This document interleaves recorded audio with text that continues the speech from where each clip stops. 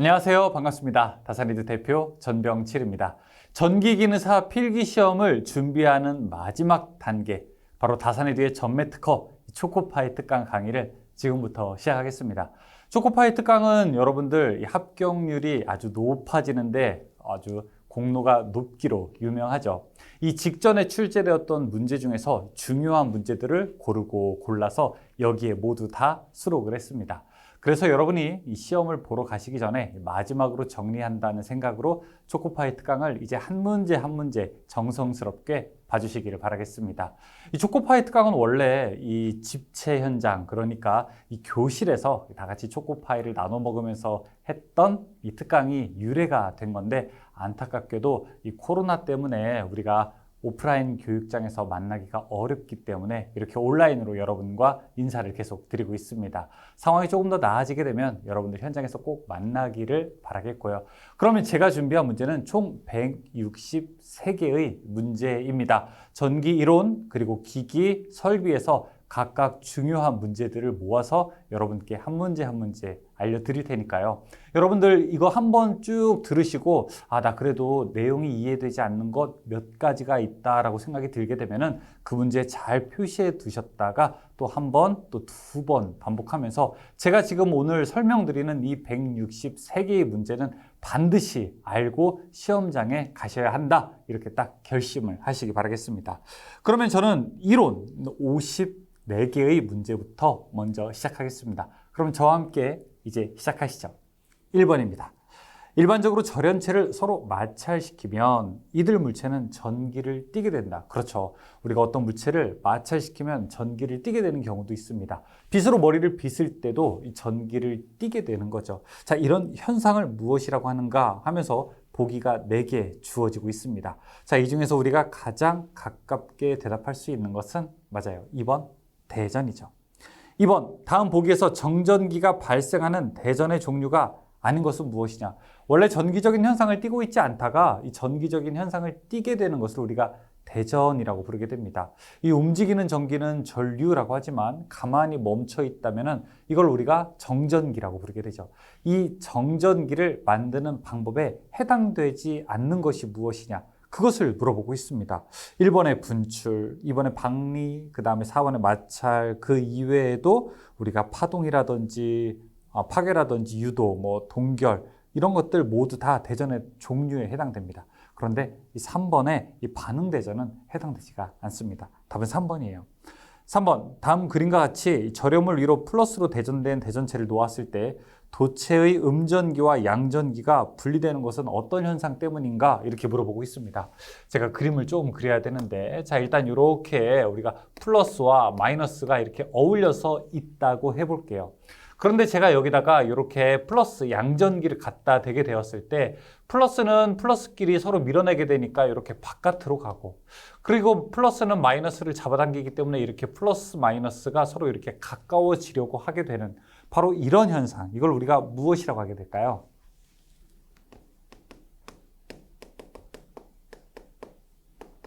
네, 이걸 바로 정전유도라고 부르게 되죠. 이 정전유도라고 하니까 답이 1번이 되겠네요. 4번, 어떤 도체의 길이를 n배로 하고 단면적을 n분의 1로 하였을 때 저항은 원래 저항보다 몇 배가 되는가 물어보고 있습니다. 이 4번 문제는 우리가 저항에 대한 이야기예요. 저항이 하게 되면 어떻게 되나요? 로 A분의 L 이렇게 계산할 수 있죠. 그런데 여기서 길이를 몇 배로 했습니까? n배로 했다고 하죠. 길이를 n배로 하게 되고요. 그 다음에 이 면적을 n분의 1배로 했다고 하게 됩니다. n분의 1로 하게 되면은 길이는 n배 된 거고 이 면적은 n분의 1배 된 거니까 이 전체 저항은 어떻게 됩니까? n의 제곱에 비례하게 되죠. 만약에 이게 2배, 그 다음에 2분의 1배가 됐다면 전체는 몇 배? 맞아요. 4배가 늘어나는 것과 똑같습니다. 그래서 n의 제곱배가 된다. 이렇게 대답할 수 있습니다. 답은 2번이 되겠네요. 5번, 4옴의 저항과 6옴의 저항을 직렬로 접속할 때 합성 컨덕턴스는 어떻게 되는가 물어보고 있습니다. 우리가 이 저항은 어떻게 계산하게 됩니까? 직렬일 때는 두 개를 그냥 더하면 되는 거죠. 여기에는 이제 4옴과 6옴이라고 되어 있으니까 4 플러스 6 이렇게 계산하면 되겠네요. 그러면은 합성 저항은 10옴이라고 하는 거 알 수 있어요. 그러면 이때 컨덕턴스를 구하십시오라고 하는 것은 이 저항분의 1, 저항분의 역수이기 때문에 저항은 10옴, 그 다음에 우리가 1 계산하게 되면은 0.1이 되고 컨덕턴스의 단위는 뭐죠? 옴이 거꾸로 되어 있는 거 이렇게 쓰고 읽을 때 모라고 읽게 되죠. 답은 0.1 모가 됩니다. 1번이 되죠. 6번 키르요프 법칙을 이용하여 방정식을 세우는 방법이 잘못된 것은 무엇인가? 이 전류의 흐름 방향에 따라서 플러스와 마이너스로 이 전압을 나타낼 수 있게 되는데요. 플러스는 처음에 정한 방향과 같을 때, 이 마이너스는 반대일 때를 뜻하게 됩니다. 그러니까 처음에 정한 방향과 같을 때는 플러스를 쓰게 된다. 답은 여기 3번에 해당되는 것이 잘못 설명된 내용입니다. 7번 다음 기억과 니은에 들어갈 내용으로 알맞은 것은 무엇인가? 자, 배율기는 땡땡의 측정 범위를 넓히기 위한 목적으로 사용되는 것이라고 되어 있습니다. 배율기, 이 무엇을 재게되는데 그것을 더 고배율로 재게되는 것들, 이건 우리가 전압계의 측정 범위를 넓히기 위해서 사용되는 거죠. 예를 들어 이렇게 전원이 하나 있게 돼서 이 전원으로부터 들어오게 되는데 너무 세다 그러면은 앞에 저항을 하나 놓고 그 다음에 이렇게 전압계를 설치하게 되고, 이 앞에 있는 저항을 우리가 무엇이라고 부르게 됩니까? 이걸 맞아요. 이걸 배율기라고 부를 수 있게 되는 거죠. 만약에 이 전압계의 내부 저항이 1옴인데 배율기의 저항이 9옴이다라고 하게 되면은 원래 잴 수 있는 것의 몇 배? 합쳐서 10배를 잴 수 있게 되는 거죠. 그래서 배율기는 전압계의 측정 범위를 넓히기 위한 목적으로 사용하게 됩니다. 그리고 회로에 어떻게 연결하게 되죠? 전압계와 직렬로 연결하게 되죠. 답은 3번입니다. 8번, 이 기전력 1.5V, 내부 저항 0.1옴 전지 10개를 직렬로 접속한 전원에 저항 2옴을 접속하면 회로에 흐르는 전류는 몇 암페어가 되겠는가 물어보고 있습니다. 자, 8번 문제의 경우에는 식을 만약에 쓰게 된다면 이렇게 쓸 수 있어요. 흐르는 전류 I는 우리가 옴의 법칙은 원래 어떻게 됩니까? R분의 V 이렇게 놓을 수 있죠. 그런데 이 저항이 내부 저항과 외부 저항으로 나눌 수 있어요. 내부 저항은 R이라고 하고요. 외부 저항은 큰 R이라고 한번 해보죠. 근데 내부 저항도 그냥 R이 아니라 여기에 개수가 있으니까 NR이라고 놓을 수 있고, 자 여기도 NV라고, 뭐 NE 놔도 되고 NV라고 놔도 되고 이렇게 놓을 수 있습니다. 지금 여기서 내부 저항이 0.1옴짜리가 10개 있다고 했으니까 이건 1옴이 되고요. 자, 외부 저항은 얼마짜리로 놓게 됐냐면은 2옴짜리로 놓게 됐고요. 자, 그 다음에 전압은 1.5V짜리가 10개 있다고 했어요. 1.5 곱하기 10개 하게 되면은 15가 되겠네요. 그러면 3분의 15 하게 되면은 얼마?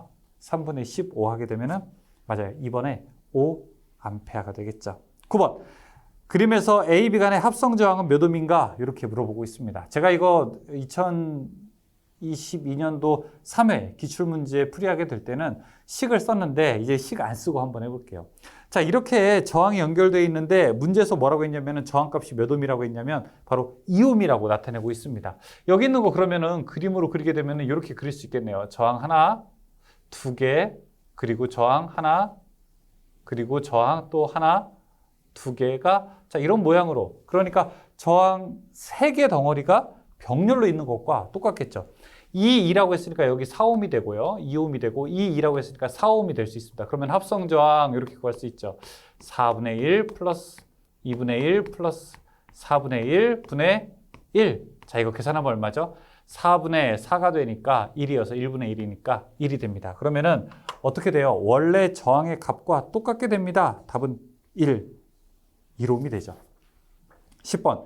기전력 2, 내부 저항 R인 전지 N개를 직렬로 연결하여 이것의 외부 저항 큰 R을 직렬 연결했을 때 흐르는 전류는 어떻게 되는가? 여기 나와 있게 되네요. 그렇죠? 제가 조금 전에 했던 바로 요 식 그대로 우리가 사용하면 되겠습니다. 답은 4번이죠.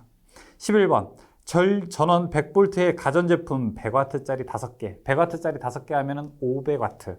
그 다음에 60W짜리 5개 이렇게 하게 되면 300W, 20W짜리 10개 하게 되면 200W, 그 다음에 1kW짜리 전열기 1개라고 했으니까 1000W. 자, 이것을 동시에 병렬로 접속하면 전체 전류는 몇 암페어인가 물어보고 있습니다. 자, 이렇게 하게 되면 전력 총합이 2000이에요. 2000인데 말로 할게요. 여러분들은 해설 보셔도 됩니다. I는 V분의 P 하니까 100분의 2000 하게 되면 얼마? 20A가 되겠죠. 그러면 답은 2번의 형태로 나타낼 수 있습니다. 12번, 다음 중 1와트 세크와 같은 것은 무엇인가? 자, 이거는 엄청 자주 나오는 문제예요. 그렇죠? 1와트, 그 다음에 세크. 1와트가 1초 동안 일을 하게 된 것을 우리가 1줄이라고 부르게 되죠. 답은 1번입니다. 13번, 어느 가정집에 220V, 30W 전등 10개를 하루에 4시간씩 한 달간 사용했을 때 전력량은 전체가 어떻게 되는가 물어보고 있습니다. 이 전력량이라고 하는 것은 무엇인가요? 전력량이라고 하는 것은 전력에다가 무엇이에요? 시간을 곱하는 것과 같게 되는 겁니다. 전력이 얼마라고 했어요? 여기다가 30W가 10개 한 것이 전체 전력이기 때문에 30 곱하기 10이 전체 전력이에요. 시간은 또 어떻게 됩니까? 하루에 4시간씩 한 달. 4 곱하기 30 하면 되겠네요. 4 곱하기 30 이렇게 하게 되면 시간까지 우리가 곱하게 된 거네요. 이렇게 하게 되면 전체 전력량 계산해 보십시오. 그러면 3번처럼 나오게 될 겁니다. 14번, 주리 법칙에서 발열량 계산식을 옳게 표현한 것은 무슨 열량이 얼마냐라고 하게 되면 단위가 칼로리로 나타내야 되고, 단위를 칼로리로 나타내게 될 때는 이 식이 딱 입에 붙어야 됩니다. 0.24 I제곱 RT. 따라해 볼까요? 0.24 I제곱 RT. 한 번만 같이 따라해봐요. 0.24 I제곱 RT. 0.24 I제곱 RT. 답은 4번이 되죠.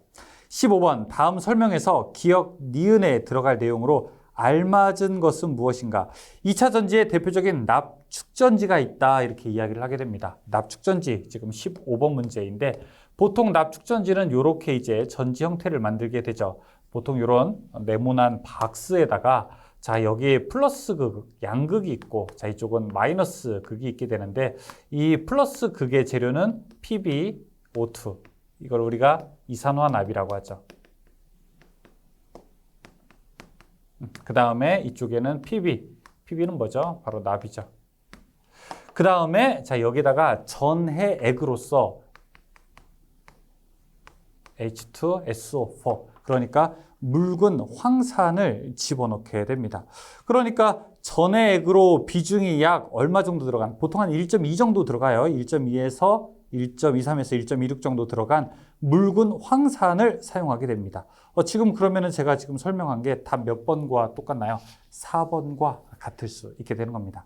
16번, 납축전지가 충전될 때 양극은 무엇이 되는가? 양극은 PbO2. 답은 1번, 이산화납입니다. 17번, 황산구리 용액에 10A의 전류를 60분간 흘리면 석출되는 구리의 양은 어떻게 되는가? 자, 이거 패러데이 법칙으로 우리가 사용할 수 있죠. W, 석출되는 구리의 양은 K, I, T. 화학당량에다가 이 전류 곱하기 시간, 전류 곱하기 시간이 바로 전기량이 되는데요. 화학당량이 얼마라고 했냐면 0.3293이라고 했어요. 0.3293 곱하기 10의 마이너스 3제곱 곱하기 여기에 전류가 얼마냐? 10A하고 시간이 얼마냐? 60분. 근데 여러분 조심해야 될 게 여기서 나타내는 시간은 반드시 초로 나타내야 돼요. 그러니까 10 곱하기 3600 이렇게 계산할 수 있습니다. 자, 이거 계산하게 되면은 한 11.85 정도 나오게 될 거예요. 답은 4번이 되죠. 18번, 니켈의 원자가는 2고 원자량은 58.70이다. 이때 화학 당량은 어떻게 되느냐? 원자량을 원자가로 나누면 되는 겁니다. 58.7 나누기 2 하면 돼요. 답은 4번. 19번, 초사는 용액에 1A의 전류를 2시간 동안 흘렸다. 이때 은의 석출량은 어떻게 되는가? 자, 이 식 그대로 가게 되면 됩니다. 그런데 W는 KIT 그대로 가는데, 자, K, 우리가 전기 화학 당량이 1.1 곱하기 10의 마이너스 3제곱이라고 되어 있어요. 1.1 곱하기 10의 마이너스 3제곱. 그 다음에 계산해야 될 게 전류는 1A인데 시간이 2시간이라고 해요. 그러면 전류 1 곱하기 시간이 2시간이니까 2시간은 몇 초가 되죠? 7200초가 되죠. 자, 요거 계산할 수가 있습니다. 답은 3번 7.92. 20번, 두 금속을 접속하여 여기에 전류를 흘리면 줄열 외에 그 접점에서 열의 발생 또는 흡수가 일어나게 된다. 자, 이 현상을 무엇이라고 하게 되는가? 우리가 이 두 가지 법칙, 효과가 있게 되죠. 첫 번째는, 자, 여기 두 금속이 있어요. 두 금속에다가 온도차를 주었더니 기전력이 만들어진다 하는 게 있고, 또 두 번째, 이 두 금속에다가 전류를 넣었더니 열의 발생 또는 흡수, 그러니까 열 변화가 있다. 자, 이런 게 있습니다. 첫 번째, 두 금속에다가 온도차를 두었더니 기전력이 만들어진다. 이걸 우리가 무엇이라고 하냐, 이걸 바로 재백 효과라고 하죠. 이 두 번째 있는 거, 두 금속에다가 전류를 흘렸더니 온도 변화가 만들어진다. 이게 전자 냉장고에 쓰이는 거죠. 이게 바로 펠티의 효과를 나타내는 거죠. 답은 4번입니다. 지금 얘기하는 거는 4번 펠티 효과를 나타내는 거잖아요. 그렇죠? 21번. 다음 중 전위의 단위가 아닌 것은, 전위라고 하는 것은 속칭 얼마나 일을 하냐, 뭐 이런 얘기예요. 얼마나 일을 할 수 있냐, 얼마나 일을 하냐라고 하는 일의 이제 크기를 나타내는 건데, 2번, 3번, 4번은 다 일에 대한 것들, 즉 전위의 단위에 해당됩니다. 근데 1번은 전개의 세기를 나타내는 겁니다. 답은 1번이 잘못된 거예요. 22번. 도면과 같이 공기 중에 놓인 2 곱하기 10-8 제곱의 쿨롱의 전하에서 2m 떨어진 점 P와 1m 떨어진 점 Q와의 전위차는 어떻게 되는가? 자, 이 문제 여러분 근데 꼭 풀을 수 있어야 됩니다. 이게 이 두 가지 형태로 나오게 되는데, 다음 페이지 보시게 되면은 23번도 또 이런 것과 똑같은 형태의 문제가 되는 겁니다. 여기 첫 번째 출발 지점 전하가 있는데 2 곱하기 10-8 쿨롬이라고 되어 있고, 자, 여기서부터 떨어진 지점이 P지점, 그 다음에 그 중간 지점이 Q지점이 있습니다. P지점까지의 떨어진 거리는 2m가 되고요. 이 Q지점까지 떨어진 거리는 1m가 되죠. 그러면은 P지점이 전위가 더 높겠습니까? Q지점이 더 전위가 높겠습니까? 여러분, 여기 난로가 하나 있는데 Q지점과 P지점 어디가 더 따뜻하겠어요? 당연히 Q가 더 따뜻하지 않겠습니까? 그러니까 당연히 Q가 온도가 더 높고, 그 다음에 P가 온도가 조금 더 낮겠죠. 지금 문제는 이 Q랑 P 사이에 얼마만큼의 차이가 있냐 물어보는 거예요. 그러면은 얘를 먼저 구하고, 그 다음 얘 구한 다음에 빼버리게 되면은 이 둘 사이의 차이를 알 수 있겠죠. 일종의 온도 차이처럼요. 그러면은 이 VP 지점의 전압부터 먼저 한번 구해보게 되죠. 이 공기 중이라고 했으니까 9 곱하기 10의 9제곱에, 그 다음에 거리가 2m라고 했으니까 2m분의 2 곱하기 10-8. 자, 이렇게 계산을 할 수 있습니다. 이거 계산하게 되면요, 90V 나오게 됩니다. P 지점은 90이에요. 그러면은 VQ 지점은요. 자, VQ 지점은 9 곱하기 10의 9제곱, 그 다음에 거리가 1이니까 1분의 2 곱하기 10-8. 요거 2배가 되겠죠. 그럼 180V가 되겠죠. 둘 차이가 얼마입니까? 그러면은 90V만큼 차이가 나는 거죠. 답은 그래서 2번이 됩니다. 23번. 도면 중에, 자, 여기 문제. 이것도 또 거의 똑같죠. 그쵸? 근데 거리가 좀 다르게 나온 문제예요. 이거 여러분은 직접 한번 풀어보세요. 잘 이해 안 되시면 밑에 보기 보셔도 괜찮아요. 그대로 풀게 되면은 얼마? 45V의 차이가 나올 겁니다. 답은 그래서 1번이 됩니다. 24번. 아래 그림과 같은 회로에서 합성 정전 용량은 얼마가 되는가 물어보겠습니다. 위에 일단 직렬로 연결되어 있는 커패시터 두 개를 하나로 합치게 되면 얼마일까요? 이 4자리가 두 개 있으니까 직렬로 된 두 개를 합치게 되면은 2가 되는 거죠. 그러면 위에 있는 거 2, 아래에 있는 거 4, 두 개가 병렬로 되어 있으니까 두 개 직접 연결하게 되면은 전체 커패시터 용량은, 합성 정전 용량은 6이 되겠네요. 그래서 6 마이크로페럿이 됩니다. 답은 2번이 되죠. 25번. 비유전율이 산화 티탄 등을 유전체로 사용한 것으로 극성이 없으며. 자, 극성이 없음의 밑줄. 극성이 없다의 밑줄. 자, 가격에 비해 성능이 우수하여 널리 사용되고 있는 콘덴서의 종류가 뭐냐? 자, 일단 1번 전해 콘덴서는 탈락이에요. 이 전해 콘덴서는 극성이 있습니다. 플러스와 마이너스가 있어요. 그럼 이제 우리가 2, 3, 4 중에서 이제 골라야 되는데, 4번은 마이카 콘덴서라고 하는 것은 마이카가 운모의 뜻이거든요. 그래서 마이카는 여기서 잠깐 빼야 되고, 그 다음에 3번 마일러 콘덴서라고 했는데, 마일러라고 하는 건 폴리에스테르 필름을 사용하게 돼요. 보통 이제 재료가. 그래서 여기서 나온 것은 세라믹 콘덴서가 답입니다. 산화 티탄 등을 유전체로 사용하는 것, 바로 세라믹 콘덴서가 답이 됩니다. 답은 2번이 되죠. 26번. A, B 사이 콘덴서의 합성 정전 용량은 어떻게 되는가 물어보고 있습니다. 여기 첫 번째 여기 이 C가 있고요. 그 다음에 C자리가 3개가 이렇게 병렬로 있게 되죠. 병렬로 있는 걸 다 합치게 되면 뭐가 될까요? 이제 3C가 되겠죠. C, C, C니까. 그러면 합성 정전 용량은 합분의 곱이니까 2C 플러스 3C분의 곱 2C 곱하기 3C 하게 되면은 이거 얼마입니까? 5C분의 6C의 제곱. 자, 이거 하나씩 약분해 볼까요? 그러면은 이렇게 C 약분되죠. 그러면은 5분의 6은 얼마일까요? 1.2C가 되겠네요. 답은 2번이 됩니다. 27번. 용량을 변화시킬 수 있는 콘덴서는 무엇인가? variable condenser. variable condenser 약자로 우리가 바리콘이라고 부르게 됩니다. 답은 바리콘. 28번. 0.04 마이크로페럿 콘덴서에 20 마이크로쿨롬의 전하를 공급하면 몇 볼트의 전위차를 나타내게 되는가 물어보고 있습니다. 우리가 이 축적되는 전기량 Q는 CV 이렇게 계산하죠. 이 정전 용량에다가 전압을 곱하게 되면 얼마나 많이 전하를 축적할 수 있느냐가 나와요. 제가 이걸 전기 이론 강의 본강에서 이야기할 때는 뭘 설명합니까? 이 밥그릇에다가 밥을 어떻게 많이 넣을 수 있을까? C. 정전 용량이 클 것, V. 전압이 셀 것. 이렇게 설명을 하고 있죠. 그런데 지금 문제에서는 여기서 V가 얼마냐? 이걸 물어보고 있어요. 그러면은 V는 얼마큼이 됩니까? 양변을 C로 나누게 되니까 C분의 Q가 되는 거고, 자, 여기서 Q 값이 20 마이크로 쿨롱이라고 했으니까 그냥 마이크로는 빼고 20만 적을게요. C는요, 0.04죠. 0.04. 자, 그러면은 요거 계산 한번 해보십시오. 얼마 나올까요? 500 나오게 될 겁니다. 500V. 답 4번이 되죠.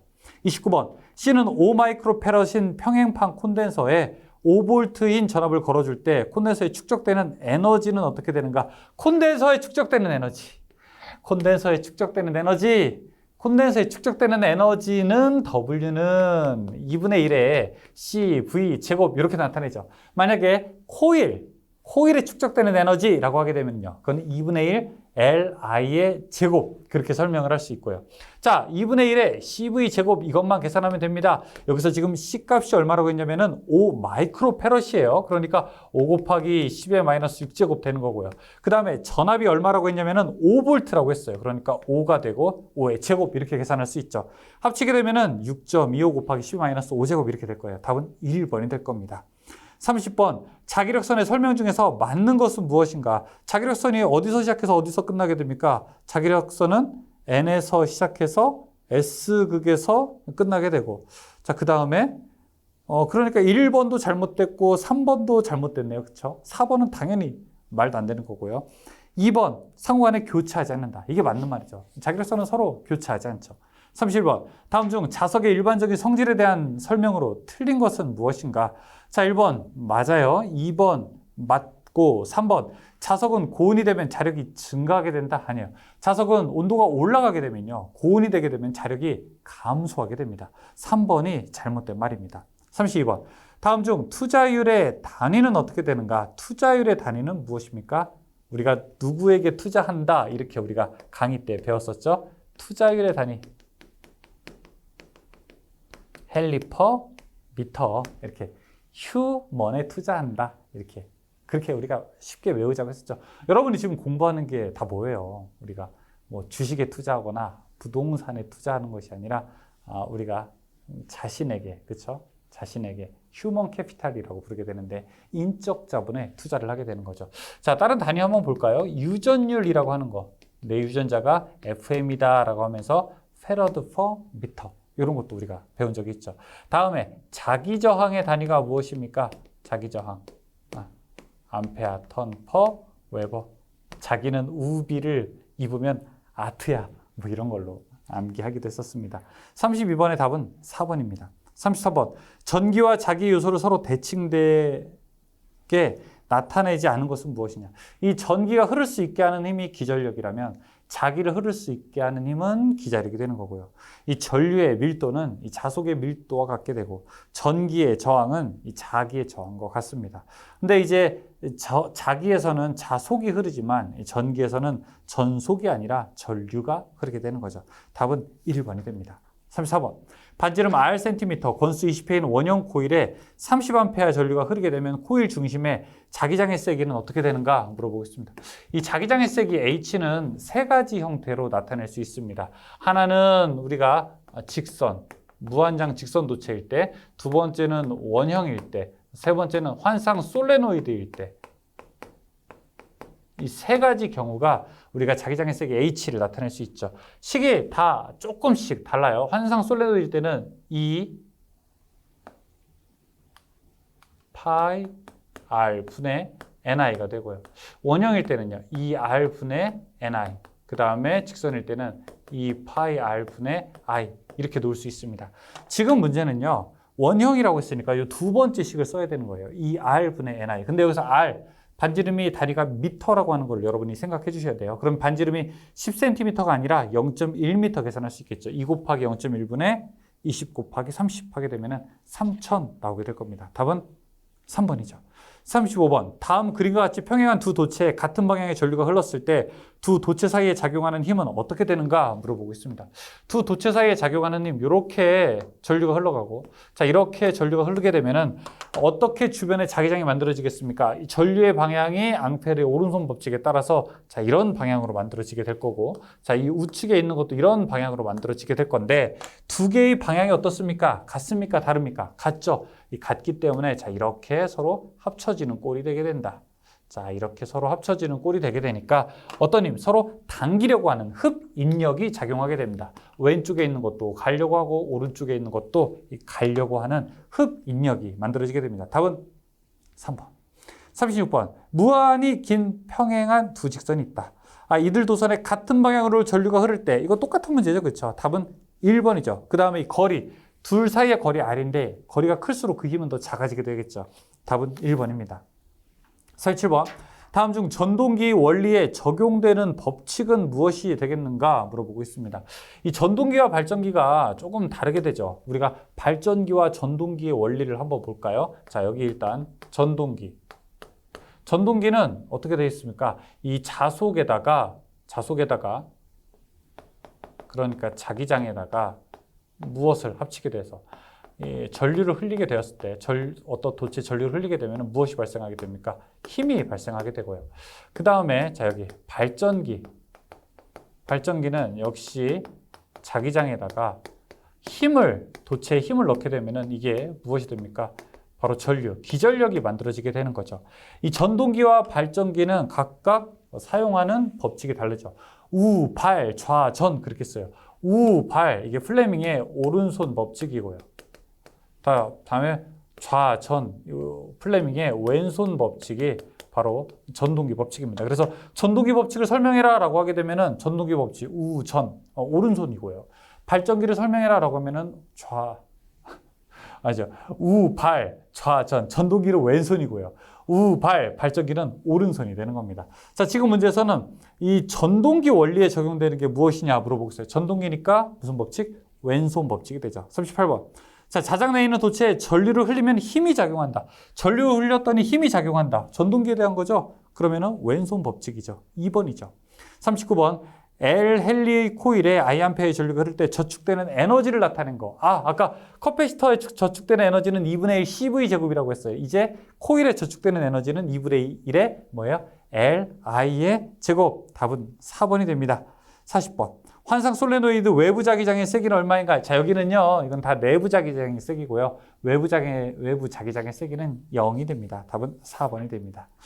41번. 평균 반지름 R의 환상 솔레노이드에 전류가 흐를 때 내부 자기가 얼마냐 물어보고 있어요. 자, 여기 요거 물어보고 있습니다. 그러면 이거 다 뭐예요? 근데 권수가 n일 때 물어보고 있네요. 그러면은 자, 이 식 밑으로 가져와 볼게요. 자, 원래 자기장의 세기 H는 2 파이 R 분의 NI인데, 자, N이 얼마냐라고 물어보게 되면은 양변에다가 2파이 R 곱하게 되고 I로 나누게 되면 되죠. 그러면은 I 분의 2파이 R H 이렇게 되겠네요. 답은 그러면은 3번이 됩니다. 42번. 반지름 R, 권수 N인 원형 코일의 전류가 흐를 때 그 중심의 자기장의 세기 식은 여기 있잖아요.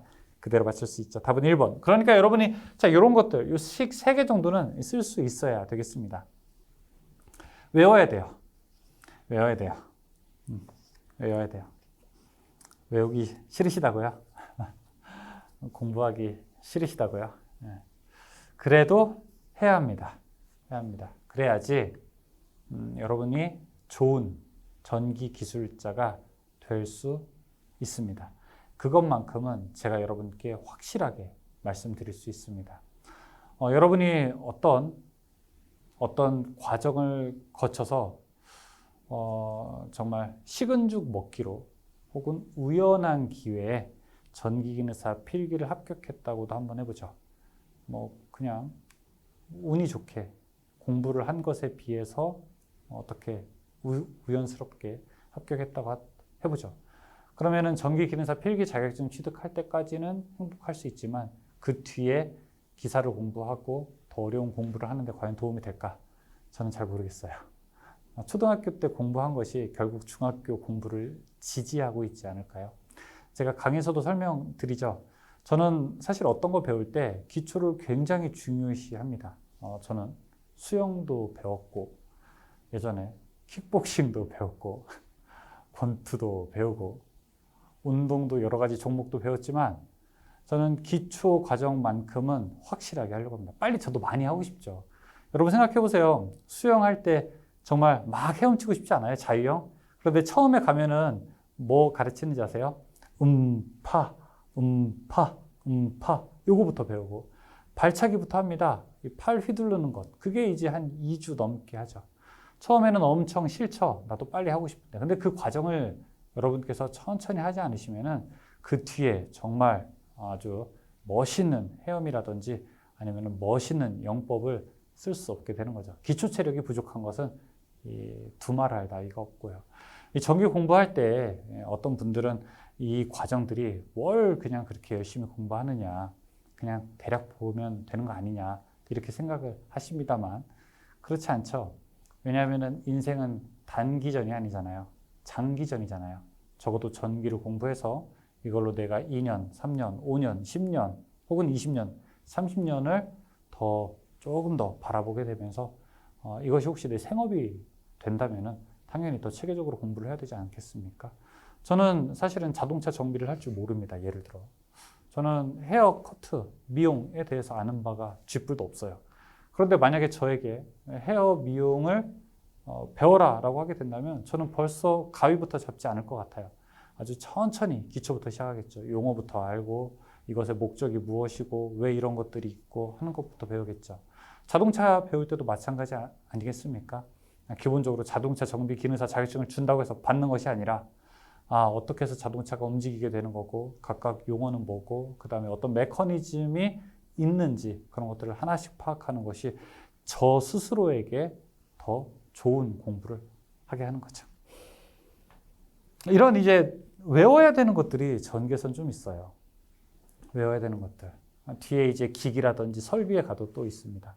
외워야 되는 것들을 우리가 그냥 외우기가 어려우니까 안 외우고 갈 수는 없을까라고 생각을 하게 된다면 저는 조금 다르게 한번 생각을 해보시는 게 좋을 것 같다. 왜냐하면 이것들을 우리가 암기하면서 알고 있어야 나중에 돌발적인 상황이라든지 어떤 전기적 현상이 일어났을 때 그 현상을 더 빨리 원인을 파악하고 문제를 해결할 수 있고 더 개선점을 도출해낼 수 있는 그런 지혜와 지식을 발휘할 수 있기 때문에 그렇습니다. 아무튼 우려스러운 마음에 제가 이런 이야기를 드리지만 결론은 외우셔라. 외울 건 외우면서 넘어가는 게 어떻게 보면 전기 공부를 또 재밌게 하는 방법이다. 그렇게 말씀을 드립니다. 자, 43번. 자체 인덕턴스가 40mH와 60mH 두 개의 코일이 있다. 두 코일 사이에 누설 자속이 없다고 하면 상호 인덕턴스는 어떻게 되는가 물어보고 있습니다. 우리가 상호 인덕턴스 이야기하게 될 때 결합계수 설명을 하게 되는데요. 결합계수가 루트 L1, L2분의 상호 인덕턴스 M 이렇게 계산하거든요. 지금 문제가 상호 인덕턴스 M이라고 하잖아요. M은 어떻게 됩니까? 누설 자속이 없대요. 그럼 K가 1이라는 얘기거든요. 그러면은 이 얘기는 루트 L1, 그 다음에 L2 요거 계산해라 이 얘기입니다. 40 곱하기 90 하게 되면 3600, 루트 3600은 60 나오게 되죠. 답은 2번이 됩니다. 44번. 최대값이 200V인 사인파 교류의 평균값은 어떻게 되는가 물어보겠습니다. 최대값과 평균값 서로 상호 어떻게 우리가 교환할 수 있게 되는 거죠. 자, 여기가 최대값이고 그 다음에 여기가 평균값. 그 다음에 여기가 실효값이라고 부르게 된다면 최대값에서 실효값으로 갈 때는 곱하기 0.707. 최대값에서 평균값으로 갈 때는 곱하기 0.637. 자, 평균에서 실효 갈 때는 곱하기 1.11 해주게 됩니다.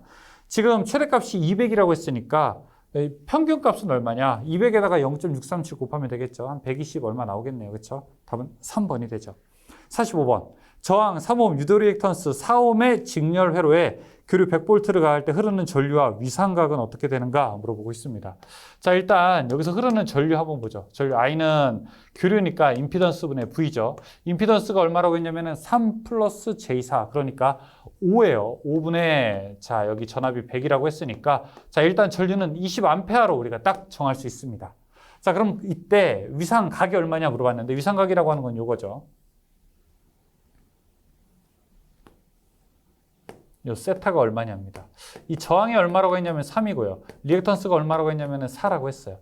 그럼 이 세타 어떻게 됩니까? 밑변분의 높이니까 탄젠트 세타는 3분의 4가 되고 자 여기서 세타는 아크 탄젠트 3분의 4. 자, 요거 계산하면 우리가 각도 알 수 있어요.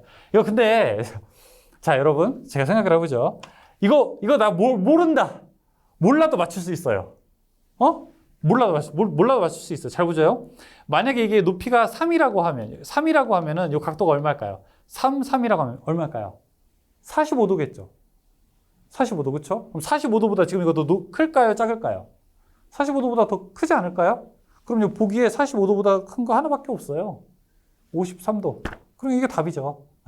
답이죠. 자, 어떤 분들은 이거 사인 탄젠트가 아니라 코사인으로도 풀 수 있습니까? 풀 수 있습니다. 코사인 세타는 어떻게 됩니까? 3, 4니까 여기가 5죠. 5는 이렇게 코사인이죠. 5 코사인 세타는 5분의 3입니다. 그러면은 세타는 아크 코사인 5분의 3 이렇게 계산할 수 있죠. 그러면은 답은 똑같아요.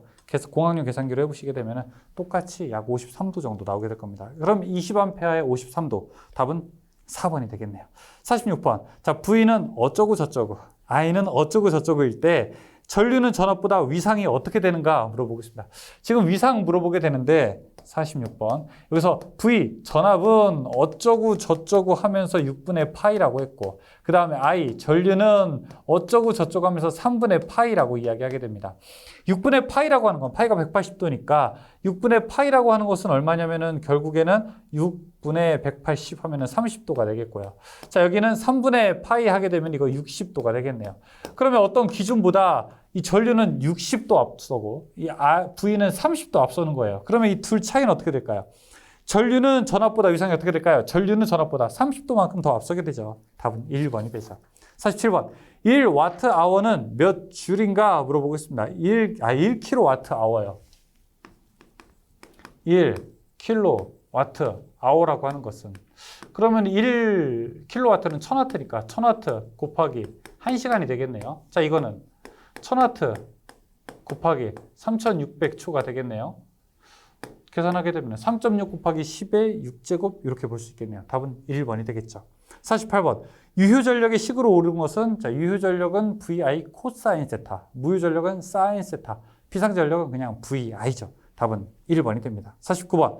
다음 중 무효전력의 단위는 어느 것인가? 무효전력의 단위 바르죠. 유효전력의 단위 와트, 비상전력의 단위 볼트 암페어. 50번. 그림과 같은 평형 3상 델타 회로를 등가 Y로 결선하면 각상의 임피던스는 어떻게 되는가 물어보고 있습니다. 우리가 등가 변환이라고 하는 게 있어요. 등가 변환. 자, 이게 Y 결선과 이 델타 결선이 있는데 똑같은 저항을 결선하게 됐을 때 누가 더 저항이 크게 됩니까?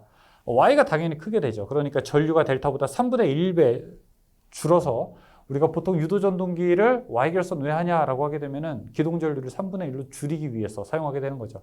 근데 등가 변환, 같은 값으로 만약에 만들고 싶다. 자, 여기서 보는 값과 여기서 보는 값이 서로 같게 되고 싶다라고 하게 되면은 이 Y에서 델타 갈 때는 몇 배? 3배를 해주고요. 델타에서 Y로 갈 때는요, 3분의 1배를 해주게 됩니다. 그래야지 서로 같게 돼요. 지금은 델타가 12옴이니까 델타에서 Y로 갈 때는요, 12 나누기 3에서 4옴이 되어야 됩니다. 저항 하나에. 답은 그래서 3번이 되죠. 51번. 삼상회로에서 선간전압이 380V, 선전류 16A, 역률이 0.8이라면 소비 전력은 얼마입니까? 물어보겠습니다. 소비 전력 P는 삼상이니까 루트 3, 그 다음에 V, I, 그 다음에 코사인 세타 이대로 집어넣으면 되겠죠. 전압이 380, I가 16, 역률 코사인 세타가 0.8이니까 각각 다 집어넣게 되면은 8.4 정도 나오게 될 거예요. 답은 2번이 되죠. 52번. 대칭 삼상 교류에서 기전력 및 주파수가 같으면 각상의 유상차는 어떻게 되는가? 120도 차이가 나죠. 그런데 120도를 어떻게 표현할 수 있습니까? 120도를 3분의 2 파이 이렇게 표현할 수 있죠. 왜? 파이가 얼마예요? 180이니까 3분의 2 곱하기 180. 자, 이렇게 하게 되면요. 이게 얼마가 됩니까? 360 나누기 3이니까 120 이렇게 되겠네요. 답은 3번의 형태로 나타낼 수 있죠. 3번. 비사인파의 일반적인 구성이 아닌 것은 비사인파는 기본파, 고조파, 직류분으로 합치게 되죠. 이거 프리에 급수라고 이야기하죠. 답은 1번이 되고요. 54번. 파 형률이란 무엇인가? 자, 파 형률. 형 무슨 형이에요? 효균이 형. 평균분의 시류. 그 다음에 파 고율이 있어요, 또. 자, 저랑 같이 공부한 분들 고 뭐죠? 대, 효, 최대, 시료, 시료분의 최대. 그러니까 지금은 파 형률 물어보니까 형 무슨 형? 효균이 형 찾으면 되겠죠. 효균이 형 어디 있습니까? 답은 2번이 있습니다. 자, 여기까지 전기 이론 문제 살펴봤습니다. 이 중간중간에 좀 골치 아픈 문제가 몇 개 있기는 하지만 여러분 실력 정도라면 한 2번, 3번 정도 보게 되면 충분히 여기 있는 거 다 풀 수 있을 것 같아요. 알았죠? 좀 근데 너무 어려운 거 한두 개는 또 그냥 빼놓으세요. 괜찮아요. 빼놔도 합격하는 데는 큰 문제는 없습니다. 잠깐 쉬었다가 저희 전기 기기 문제 풀어보도록 할게요. 잠깐 쉬었다 하겠습니다. 전기 이론에 이어 전기 기기 66개의 문제를 풀어보겠습니다. 자, 순서는 제가 직류기, 변압기, 유도기, 동기기, 마지막 정류기 그 순으로 풀어보겠습니다. 그럼 저와 함께 같이 가보시죠. 1번. 정류자와 접촉하여 전기자 권선과 외부 회로를 연결하는 역할을 하는 것을 무엇이라고 하게 되는가 물어보고 있습니다. 자, 여기 이제 계자, 전기자, 브러쉬, 계자, 철심 이렇게 되어 있는데 이 내부 회로와 외부 회로, 특히 이제 정류자에 연결되어서 직접 연결되는 부속, 그것이 바로 브러쉬죠. 답은 1번입니다.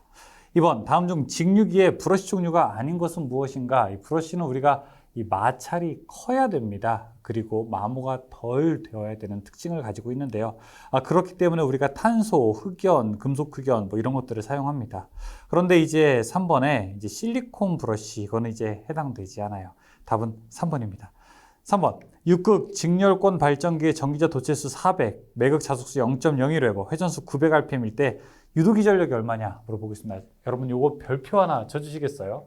요즘에 계속 나오는 문제인데 그러니까 유기기 전력을 물어보는 겁니다. 직류 발전기에서. 자, 이거 어떻게 되죠? 우리가 P, 자, 파이, 60, A분의 N 이렇게 했었죠. 근데 여기서 이제 A가 무엇입니까? 우리가 병렬 회로수라고 되어 있어서 만약에 A가 파권일 때는 이게 2가 되고요. 그 다음에 중권일 때는 이게 P, 극수와 같게 되는 특징을 가지고 있죠. P는 그래서 극수, Z는 총 도체수, 파이는 자속, 그 다음에 N은 회전수 이렇게 놓을 수가 있습니다. 그대로 집어넣고 이제 풀면 되겠죠. 6극이니까 앞에 6 곱하기 총 도체수가 400이고 그 다음에 자속수가 0.01이고 그 다음에 60에 여기서 직렬권이라고 하겠는데 직렬권이 파권 얘기하는 겁니다. 이 분의 회전수가 얼마라고 했냐면은 900이라고 했어요. 자, 여러분 직접 요거 계산기로 한번 풀어보시죠.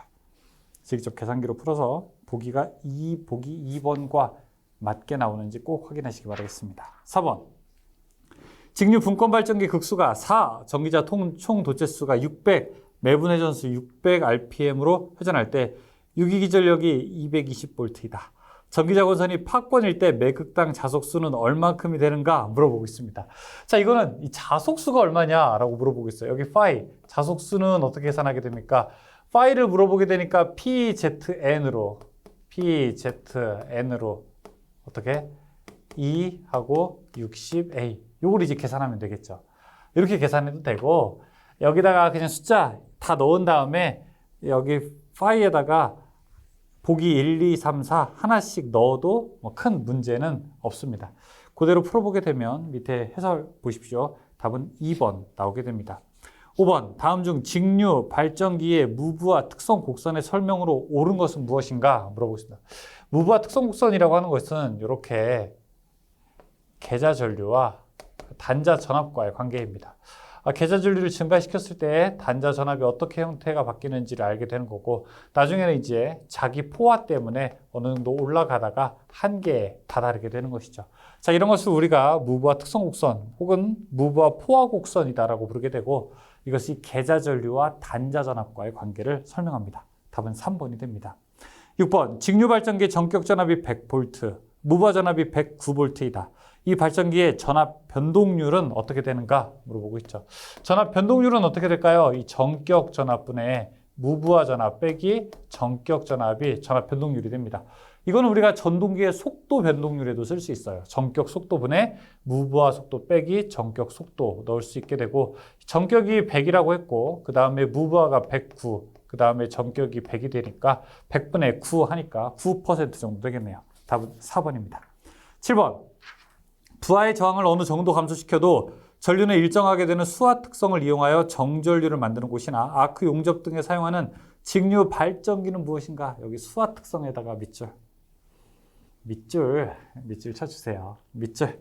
수하 특성, 수직으로 낙하하는 특성을 가지고 있는 것이 바로 차동 복권 발전기가 가지고 있는 특징이고요.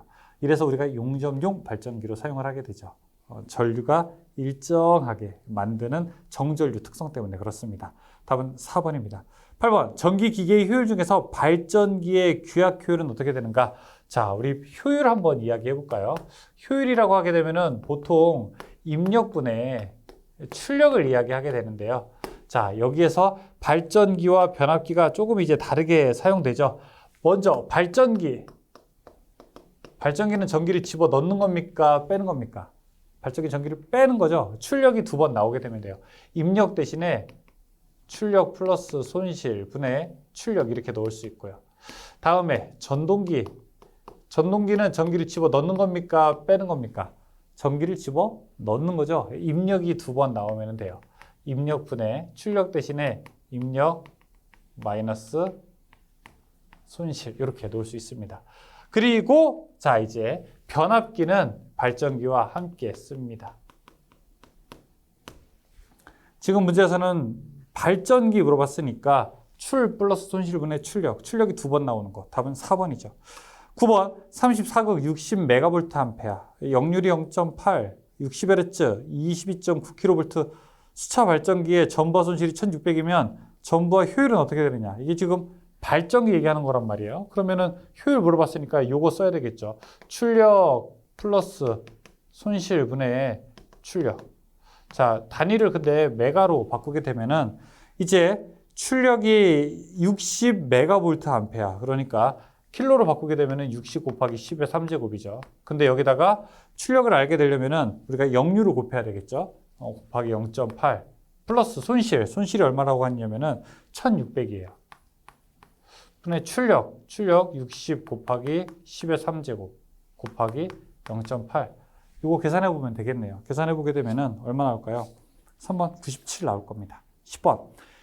직류 직권 전동기의 회전수와 토크와의 관계는, 직류 직권 전동기는요, 이 회전수의 제곱에 반비례하게 되고요.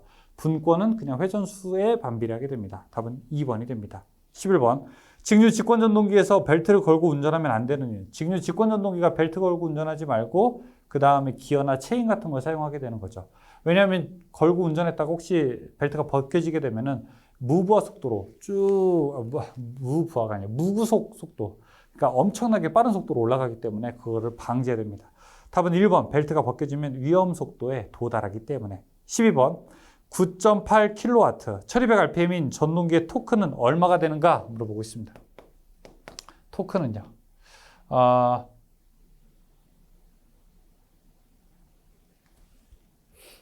오메가분의 P이고, 자, 오메가분의 P를 계산하게 될 때 이거 계산하게 되면은 0.975 n분의 P 이렇게 놓을 수 있습니다. 단위는 이제 킬로그램 미터예요. 0.975 곱하기 n 회전수가 1200이고 P가 9800입니다. 1200 그 다음에 9800 이렇게 놓을 수 있어요. 답은 계산하게 되면은 아마 15.9 정도 나오게 될 거예요. 13번. 다음 중 워드 레오노드 방식으로 속도를 제어하는 방법이 사용되는 전동기는 타여자 전동기.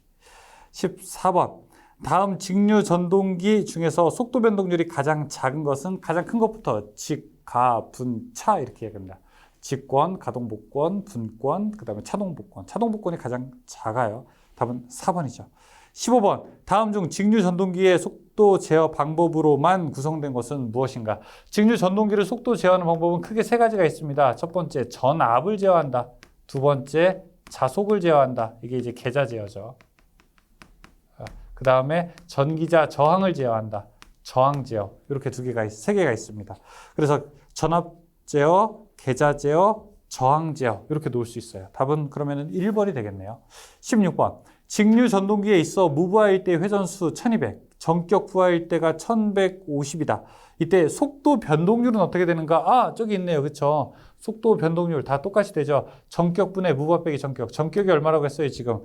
전격이 1150이고 1150이고 무부하가 1200이니까 1200 빼기 1150. 자, 이렇게 넣게 되면은 우리가 직류 전동기의 속도 변동률 계산할 수 있습니다.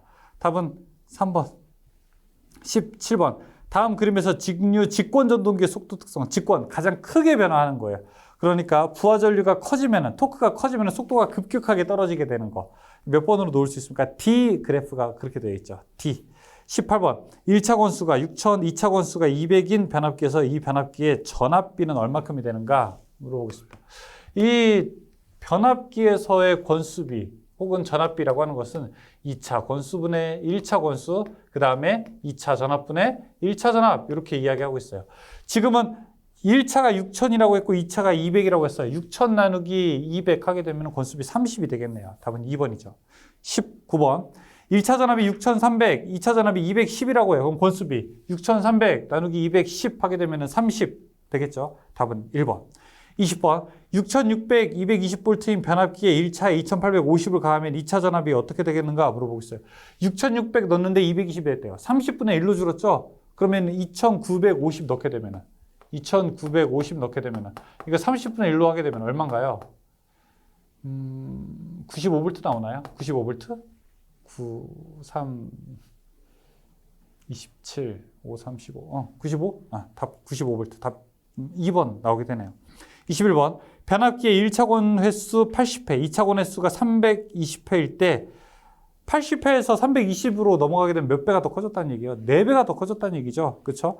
2차 측의 전압이 100V면 1차는 얼마였길래 도대체 4배가 되었을 때 100이 되었을까요? 25V였겠네요. 그렇죠? 답은 2번.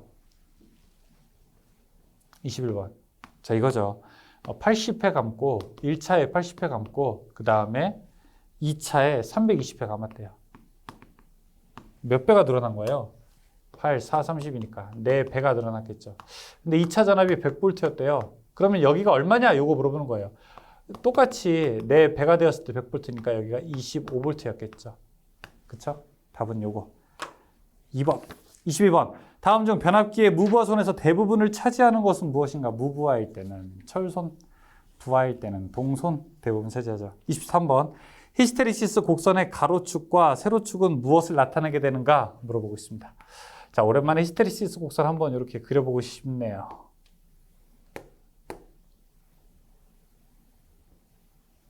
자, 이게 히스테리시스 곡선이죠.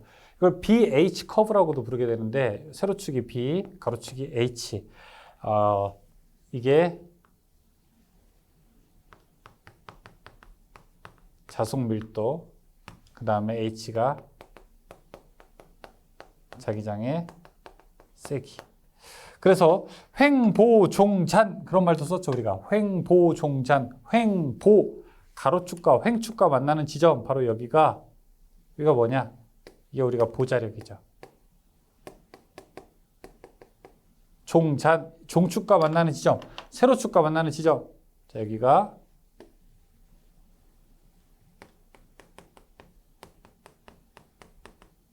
잔류자기가 될 거예요. 횡보종찬. 이걸 우리가 가로축이 뭐냐라고 물어보게 되면 자기장의 세기, 세로축이 뭐냐라고 하게 되면 자속 밀도 이렇게 나타낼 수 있습니다. 지금 가로축, 세로축 물어보고 있으니까 2번으로 대답할 수 있겠네요. 24번. 전기 기계의 철심을 성층하는 가장 적절한 이유. 왜 이렇게 얇게 썰어가지고 하나씩 쌓게 되는 거죠? 와리손을 적게 하려고 하는 거죠. 왜 규소광판을 쓰냐라고 하게 되면 히스테리손을 줄이기 위해서. 25번. 출력 10kW, 효율 80%인 변압기에 손실은 얼마큼이 되는가? 변압기는 이렇게 사용하게 되니까 출력이 얼마라고 해요? 지금 출력이 10kW라고 했으니까 10, 그 다음에 플러스 손실 분의 출력 10 했더니 이게 효율이 0.8 나왔다고 합니다. 그러면은 이때 손실은 얼마냐 물어보고 있어요. 그러면 1, 2, 3, 4 하나씩 집어넣으면 되죠. 0.6도 집어넣고 1.1도 집어넣고 2도 집어넣고 2.5도 집어넣어 보세요. 그럼 얼마? 10 플러스 2.5, 그러니까 12.5분의 10이 아마 0.8 나오게 될 거예요. 답은 4번이 되죠. 26번. 변압기의 콘서베이터의 사용 목적은 무엇이냐? 변압기 기름이 이상해지지 말라고, 열화되지 말라고, 공기 중에 수분과 닿아서 절연 성능이 떨어지지 말라고 넣게 되죠. 답은 4번입니다. 27번. 부호울지 계전기 설치 위치로 가장 적당한 것. 주탱크와 콘서베이터 파이프 사이. 답 4번. 28번. 변압기에 사용되는 절연유의 성질이 아닌 것은 무엇이냐? 자, 여기 이제 절연유 나오게 되는데요. 변압기 기름의 사용, 변압기용 기름이 바로 이제 절연유가 되는 거죠. 절연유일 때 첫 번째, 절연 내력은 어떻게 될까요? 절연을 할 수 있는 힘은, 절연 내력은 커야 되죠. 그쵸? 다음에 인화점, 불이 붙는 온도는 높아야 돼요, 낮아야 돼요? 인화점은 높아야죠. 여러분 인화점이 30도라고 해보세요. 그럼 공기 중에서 불 붙지 않습니까? 인화점이 아주 높아야지 잘 불이 붙지 않게 되는 거죠. 또 응고점은요. 응고점은 낮아야 되는 거고요. 굳는 점은 낮아야 되는 거고요. 비열 이런 것들은 또 커야 되고 화학적 변화가 없어야 되고 부식이 되지 않아야 되고 뭐 이런 게 있죠. 지금 이제 28번에는 절연 내력이 커야 된다. 인화점이 높아야 된다. 냉각 효과가 커야 된다. 다 좋은 얘기인데 3번에 응고점이 높을 것 아니에요. 응고점은 낮아야 좋은 거예요. 응고점 낮아야 돼요. 답 3번. 29번. 변압기유가 구비해야 할 조건 중에서 맞는 것은 무엇인가? 1번. 절연 내력이 작아야 된다? 아니죠. 절연 내력이 커야 좋죠. 2번에 비열이 작다? 아니, 비열 커야 좋은 거예요. 3번에 인화점이 높고 응고점이 낮을 것. 3번이네요. 3번의 답이죠. 30번에 변압기유로 쓰이는 절연유에 요구되는 성질이 아닌 것은 1번의 점도가 클 것. 점도가 뭘까요? 점도. 점도는 점성도를 뜻합니다. 끈적이는 정도. 점성도는 작아야지 더 좋은 겁니다. 답은 1번이죠. 31번. 변압기의 내부 고장 발생 시 고압 측에 설치한 CT 2차 측의 억제 코일에 흐르는 전류차가 일정 비율 이상이 되었을 때 동작하는 보호 계전기가 무엇이냐. 자, 제가 거기다 밑줄 치라는 거에다 밑줄 치세요. 자, 차가 밑줄, 차가 동작 밑줄, 계전기 밑줄, 차가 밑줄, 동작 밑줄, 계전기 밑줄. 차이가 났을 때 동작하는 계전기, 차동 계전기입니다. 답은 2번이죠. 2번. 앞에 비율까지 들어가 있으니까 비율, 차동 계전기. 32번. 전력용 변압기의 내부 고장 보호용 개전 방식은 차동 계전기. 33번. 낮은 전압을 높은 전압으로 승합할 때 일반적으로 사용되는 변압기의 결선 방식이 어떻게 되는가? 보통 이제 낮은 전압을 높은 전압으로 올릴 때가 이렇게 델타 Y를 사용하게 되고요. Y에서 델타는 이제 전압을 내릴 때 씁니다. 즉, 델타에서 Y는 전압을 높이는 승압용에 사용되고요. 그 다음에 Y에서 델타는 전압을 내리는 강압용에 사용을 하고 있습니다. 답은 지금 승합용이니까 이렇게 델타에서 Y로 고를 수 있는 2번이 답이 되겠네요. 34번. 삼상 변압기의 병렬운전 시 병렬운전이 불가능한 결선 조합은 어떻게 되는가? 여기는 이제 델타나 Y 둘 중에 하나 개수를 세웠을 때 홀수인 걸 찾으면 됩니다. 쉽죠? 답은 2번이 되죠. 35번. 두 대의 변압기로 V결선하여 삼상을 변압하는 경우 변압기의 이용률은 어떻게 되는가? 이거 V결선 설명하는 거 아닙니까? V결선. 그쵸? V결선 설명하게 되는데 이 V결선에서 이용률이 있고 그 다음에 출력비가 있죠. 이용률은 0.866, 86.6%, 출력비는 0.577, 57.7%죠. 답은 0.866 이용률이라고 했으니까 3번이 되겠죠. 36번. 한 대의 출력이 100kVA인 단사변압기 2대로 V결선에서 삼성전력을 공급하실 때 최대 전력은 어떻게 되느냐? 한 대 용량 곱하기 루트 3 하면 됩니다. 예를 들어 100kg짜리 3대가 있다. 그러면은 100kg짜리 3대를 어떻게 결선했을 때 만약에 델타 결선하게 되면은 얼마큼 됩니까? 300이 되는데 V 결선하게 되면요. 100 루트 3이 됩니다. 그러니까 172 정도 되는 거죠. 답은 그래서 100 루트 3, 3번이 되는 겁니다. 37번. 계기용 변압기 2차 측 단자에 접속해야 될 것은 계기용 변압기니까 누구를 위한 거예요? 계기용 변압기는 전압계를 위한 거죠. 계기용 변류기는 누구를 위해서 전류를 낮추는 거예요? 전류기 때문에 그런 거예요. 답은 그래서 전압계를 접속해야 됩니다. 2번이죠. 38번. 유도전동기의 슬립을 측정하려고 한다. 슬립 측정의 방법이 아닌 것은 수화기법, 회전계법, 직류, 밀리볼트계법, 스트로보법 이런 것들이 있는데 4번의 프로니 브레이크법은 슬립 측정과는 관계가 없습니다. 39번. 회전자 입력이 10kW, 슬립이 3%인 삼성 유도전동기의 2차 동선은 어떻게 되는가 물어보고 있어요.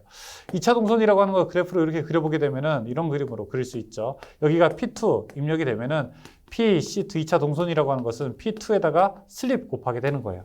2차 동선 구할 때는 입력에다가 슬립 곱하면 돼요. 입력이 10이었고 슬립이 0.03이니까 10 곱하기 0.03 하면은 300W, 0.3kW, 300W 되겠네요. 답은 1번이죠.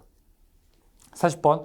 삼성 유도전동기의 델타 Y 기동시 기동전류를 전전압과 기동시와 비교하게 된다면 Y 델타 왜 사용한다고요? 기동전류를 어떻게 하기 위해서? 줄이기 위해서. 얼마큼? 3분의 1로 줄어들게 하는 거죠. 기동전류가 3분의 1이 된다. 1번이 답입니다. 41번. 사극 60Hz 슬립 5%인 유도전동기의 회전수는 얼마큼이 되는가 물어보고 있어요. 자, 일단 유도전동기 나오게 되면은 동기속도, 그 다음에 슬립, 그 다음에 회전자 속도 이렇게 구할 수 있어야 돼요. 자, 일단 동기속도 구하는 방법. 동기속도는 P분의 120F 이렇게 구할 수 있겠죠. 다음에 슬립이라고 하는 것은요. 동기속도 분의 동기속도 마이너스 회전자 속도 이렇게 구할 수 있겠죠. 다음에 속도라고 하는 것은 1 빼기 슬립에다가 동기속도 이렇게 구할 수 있습니다. 지금 문제는 뭐라고 했냐면은 회전수가 얼마냐 물어봤는데 사극 60Hz라고 해요. 사극 60Hz면은 이거 얼마예요? 4분의 120 곱하기 60 하게 되면 1800이죠. 이때 슬립 구해라 라고 하게 되면 이때 회전수 동기속도가 1800이고 슬립이 5%일 때 회전수는 1 빼기 0.05 그 다음에 1800 1800 곱하기 0.95 그럼 1710 정도 되나요? 답은 2번이죠. 42번. 200V 50Hz 사극 15kW의 삼성 유도전동기가 있다. 전부와 회전수가 1320이면 2차 효율은 얼마냐? 여기서 200V 15kW 이거 필요 없어요. 두 개는 필요 없는 정보예요. 이거 없어도 문제 푸는데 전혀 상관이 없습니다.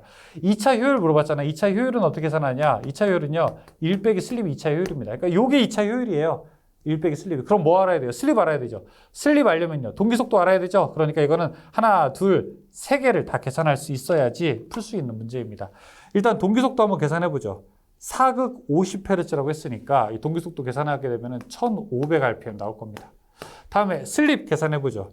1500이고 회전수가 1320이라고 했으니까 1500분의 1500 마이너스 1320 계산하게 되면 슬립이 0.12 나온대요. 그러면 계산 끝났네요. 1 빼기 0.12 0.88 나오죠. 그러면 효율 88% 이렇게 대답할 수 있습니다.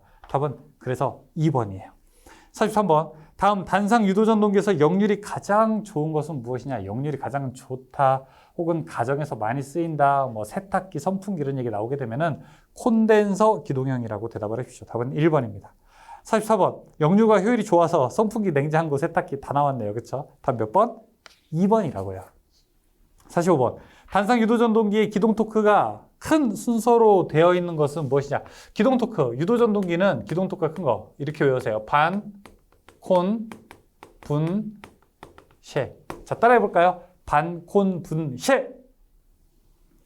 반, 콘, 분, 쉐. 반, 콘, 분, 쉐. 좋아요. 반발 기동, 그 다음에 여기 반발 기동, 반발 유도가 들어가요, 원래. 그 다음에 콘덴서, 분상, 쉐이딩 코일형 이렇게 들어갑니다. 반콘, 분, 쉐. 순서로 되어 있는 거. 3번이죠. 이거 그대로 가게 되면 46번도 풀 수 있어요. 반콘, 분, 쉐. 1번이죠. 47번. 삼상 유도전동에서 2차 측정을 2배로 하면 그 최대 토크는 어떻게 되는가? 아마 이런 그래프 본 적 있으실걸요? 이렇게 돼 있는 거, 뭐 이렇게 돼 있는 거, 이렇게 돼 있는 거. 이거 우리가 무엇 뜻하게 됩니까? 비례추이 방식 뜻하게 되죠. 슬립 조절하게 되면 최대 토크의 시점을 조절할 수 있죠. 하지만 최대 토크의 크기 자체가 변하는 건 아니에요. 크기 자체는 그대로 변하지 않습니다. 답은 1번입니다. 48번. 동기기의 전기자 권선법이 아닌 것은 무엇이냐? 4번에 보면은 단절권 있잖아요. 단절권은 사용되지 않습니다. 단절권은 사용되지 않습니다. 단절권 대신에 전절권이 사용되면서 전절권이 사용되지 않죠. 사실 4번에 전절권이 사용되지 않고 단절권이 이용되죠. 4번이 잘못된 겁니다. 단절권, 분포권 그렇게 사용되죠. 49번. 동기발전기에는 무엇에 의해서 회전수가 결정되게 되는가? 똑같죠. 이게 동기속도. P분의 120F. 극수와 주파수에 의해서 결정되죠. 주파수와 극수. 답 3번이죠. 50번. 동기발전기의 전기자 권선을 단절권으로 하게 되면 어떻게 되는가? 이 권선법이 이렇게 크게 4가지가 있어요. 단절, 권, 분, 전, 절, 권. 그 다음에 분포권, 집중권. 전압을 많이 만드는 데에는 전절권, 집중권이 유리하지만 고조파가 생기기 때문에 우리는 단절권, 분포권을 채택하게 되는 거죠. 이 방식들을 채택하게 되면은 어떤 유리한 장점이 있다? 고조파가 제거된다. 즉 파형이 개선된다. 이렇게 대답할 수 있습니다. 답은 3번이죠. 51번. 두 대의 동기발전기 AB가 병렬 운전하고 있을 때 A기의 여자 전류를 증가시키면, 자 이렇게 외우세요. 여자 전류를 증가시키게 되면요 역률이 낮아지게 돼요. 증가하는 거에 역률이 낮아지게 돼요. 그래서 A기의 역률은 낮아지게 됩니다. 답은 1번으로 할 수 있어요. B기의 역률은 높아지게 돼요. 52번. 삼상 교류발전기 기전력에 대해서 2분의 파이 라디안 뒤진 전기자 전류가 흐르면 전기자 반작용은 어떻게 되는가? 우리가 전기자 반작용 그래프 우리가 동기기에서 이렇게 그릴 수 있죠. 왼쪽 2, 4분면과 3, 4분면이 발전기고요. 자 여기가 전동기고 양쪽에 V, 그 다음에 I를 했을 때 위에는 뭐가 있다고요? 감자를 올리자 우리가 판에다가는. 그리고 아래는 증자 현상이 일어나게 된다. 지금 이제 문제에서는 교류발전기의 기전력에 대해서 전류가 뒤진 전기자 전류잖아요. 그렇죠? 그러니까 지상 전류죠. 이렇게 되어 있으니까 발전기에서 여기가 전류가 늦은 거죠. 이쪽은 전류가 빠른 거죠. 이렇게 더 빨리 가잖아요. 그러니까 어떤 현상이 생기게 된다? 감자작용이 일어나게 된다. 감자작용. 답은 3번. 자속이 감소하게 된다는 거예요. 53번. 단락비가 1.2인 동기발전기의 퍼센트 동기 임피던스는 어떻게 되는가 물어보겠습니다. 이 단락비라고 하는 게 어떻게 계산될 수 있을까요? 단락비 K는 퍼센트 임피던스분의 100 이렇게 놓을 수 있어요. 퍼센트 동기 임피던스는 단락비분의 100 또 놓을 수 있고요. 지금 문제는 퍼센트 동기 임피던스 물어봤는데 단락비가 1.2라고 했으니까 100 나누기 1.2 하게 되면 0.83, 83 이렇게 나눌 수 있죠. 답은 2번이죠. 54번. 단락비가 1.25래요. 그럼 100 나누기 1.25 하게 되면 구할 수 있죠. 퍼센트 동기 임피던스 80입니다. 55번. 동기전동기에 설치된 제동건선의 효과는 무엇인가? 제동건선은 기동 토크를 발생하게 된다. 원래 이제 난조 방지가 있게 되는데 기동 토크, 처음에 돌아가려고 하는 힘을 만드는 작용도 바로 이 제동건선이 하게 되는 겁니다. 56번. 삼상 동기기의 제동건선의 역할은 난조 방지, 기동 토크 만든다. 뭐 이런 것들 들어가면 됩니다. 57번. PN 접합 다이오드의 대표적인 작용으로 옳은 것은 무엇인가? 자, 우리가 이제 정육이 들어가서 자, 이 다이오드가 하게 되는 거. 대표적인 작용 뭐죠? 정류작용이죠. 교류를 직류로 바꾸는 거. 답은 1번이죠. 58번. 반도체 내에서 정공은 어떻게 생기나요? 구멍이 왜 생기냐? 이렇게 생각하셔도 돼요. 구멍이 왜 생겨요? 뭐 안에 있던 애가 밖으로 튀어나가서 생기게 되는 거죠. 이탈해서 생긴다. 결합전자의 이탈이다. 1번. 59번. 다음 중 SCR의 기호는 무엇이냐? SCR은 여기에 에노드 그 다음에 캐소드가 있다면 여기에 게이트가 집어넣는 것이 바로 SCR입니다. 실리콘 제어 정류소자 SCR은 답은 2번처럼 그릴 수 있습니다. 60번. 반도체 소자 중에서 3단자 사이리스터가 아닌 거. SCS는 4단자 사이리스터입니다. 1번. 트라이액의 기호는 어떻게 되냐? 1번은 다이액이고요. 2번 SCR이고 4번은 FET예요. 3번은 이게 바로 트라이액이 되는 겁니다. 트라이액 뒤에가 AC로 끝나잖아요. 양방향, 화살표가 양방향으로 있어야 돼요. 답은 3번입니다. 62번. 삼상 전파 종류 회로의 저항 부하의 전압이 100V이면 전원 전압은 몇 볼트인가 물어보고 있습니다. 자, 요거 한번 해야 되겠네요. 자, 이거 단상일 때, 그 다음에 삼상일 때 정류 전압 구하는 거죠. 여기는 반파, 여기는 이제 전파. 단상 반파일 때는 얼마입니까? 0.45가 출력이 되고, 전파일 때는 0.95, 삼상일 때는 1.17, 1.35. 지금 문제는 몇 번인가요? 삼상 전파 종류라고 했으니까 이거죠. 입력에다가 1.35 곱했을 때 얼마가 나왔대요? 100이 나왔대요. 그럼 입력이 얼마냐? 이거 물어보는 거잖아요. 그럼 100 나누기 1.35 해도 구할 수 있겠네요. 74V 나오겠네요. 답은 4번. 63번. 단상 반파 종류 회로에서 반파니까 단상 반파니까 이거.